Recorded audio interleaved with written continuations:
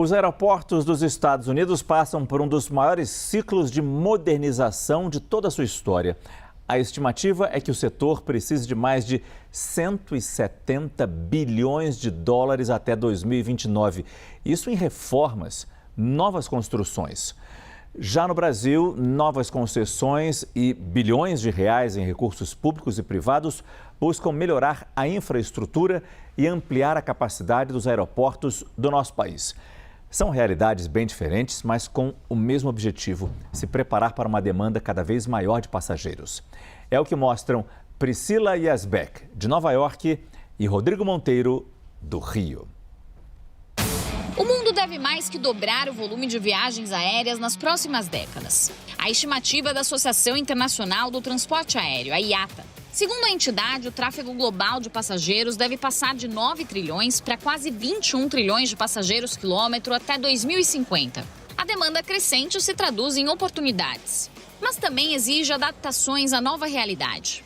Avanços tecnológicos são necessários para aumentar a capacidade de receber mais passageiros, mantendo a qualidade no serviço. Alguns dos principais exemplos dessa modernização estão nos Estados Unidos. O país vive um dos maiores ciclos de obras em aeroportos de sua história. A Administração Federal de Aviação, FAA, que gerencia e regula o sistema aeroportuário americano, planeja aplicar cerca de 67 bilhões e meio de dólares entre 2025 e 2029 para modernizar os aeroportos do país, com foco em terminais, pistas e segurança.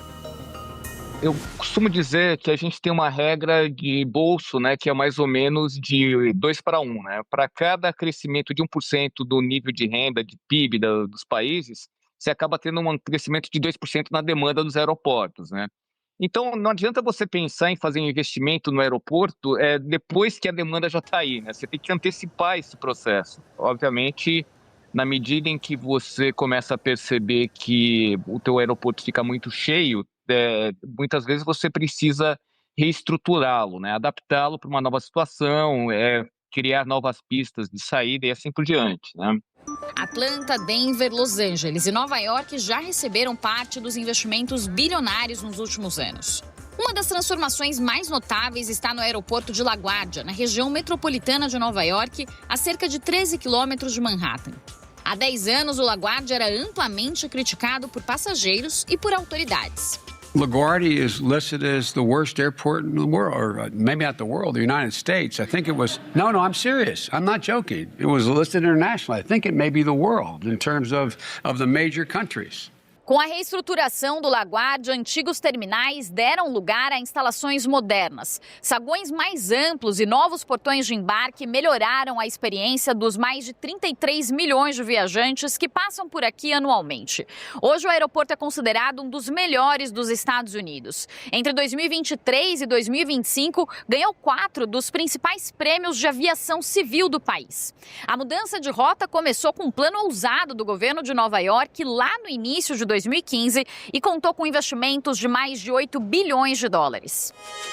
O foco por aqui é construir grandes hubs. E a conta é alta. Entidades aeroportuárias calculam que a necessidade total de investimentos do setor chega a 174 bilhões de dólares até 2029. Um caminho bem diferente do adotado no Brasil, como explica o repórter Rodrigo Monteiro, direto do Rio de Janeiro. Aqui no Brasil, ao contrário dos Estados Unidos, o eixo central dos investimentos em aeroportos se dá por meio das concessões à iniciativa privada. Realmente nós temos sido um grande exemplo para o mundo de como conceder aeroportos e fazê-lo de tal maneira que destrave os investimentos privados atendendo o interesse público, né? Pouquíssimos os países que têm a quantidade de aeroportos que nós temos, na variedade de aeroportos que nós temos, espalhados por uma extensão territorial brasileira, do tamanho do Brasil. Além dos investimentos previstos no cardápio de concessões, há também outras estratégias para fortalecer e melhorar os principais aeroportos do país. Aqui no Rio de Janeiro, o Galeão tinha perdido espaço para o Santos Dumont. Mas por quase 3 bilhões de reais, a espanhola AENA assumiu a responsabilidade de dar um novo fôlego. A vantagem é que a infraestrutura é relativamente folgada, porque apenas metade da capacidade de passageiros foi usada no ano passado. Agora, a expectativa é que até 2039 o aeroporto tenha investimentos em modernização operacional, tecnologia e áreas comerciais comerciais, com foco na ampliação do fluxo de passageiros e na garantia da qualidade do serviço. E essa diferença entre os dois modelos aparece também na origem do dinheiro. Desde 2011, concessionárias e o governo federal investiram cerca de 50 bilhões de reais em infraestrutura aeroportuária no Brasil. E 2/3 vieram de empresas privadas. Já nos Estados Unidos, o financiamento é majoritariamente público e vem de várias fontes. A diferença é porque os aeroportos americanos, eles são basicamente públicos, né? Então, assim, eles são das administrações locais, estaduais, e eles são sustentados por financiamento público, né? Isso é uma opção do ponto de vista de segurança, após 11 de setembro. Depois de concessões importantes para o setor nesta década, como de Congonhas, em São Paulo, e do Galeão, no Rio, o principal filé das concessionárias se tornou o aeroporto de Brasília. Para este ano, o governo anunciou 21 aeroportos em disputa, ressaltando que o setor tem se mostrado aquecido. Para os próximos anos, pensando na demanda dobrada de passageiros globais em 2050, a próxima fase deve ser manter a competitividade dos aeroportos nacionais e busca a transformação em grandes hubs, como nos Estados Unidos. Vários ciclos de investimento, né, estão sendo esperados.